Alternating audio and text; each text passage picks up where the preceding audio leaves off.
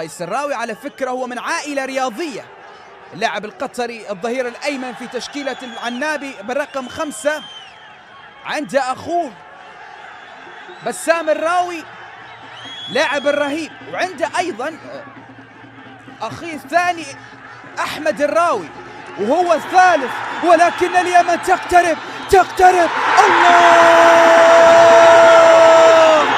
أسود سبع يتقدمون، 1-0 لفرقتنا اليمنية. أحمرنا يسجل، جمهورنا يفرح. إنها البدايات الجميلة.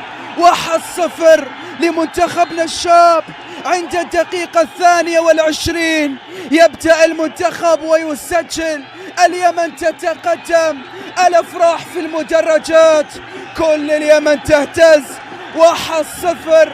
مختار جابها، مختار سجلها موفق، كان موفق في الاختيار. مختار موفق، كان موفق في الاختيار.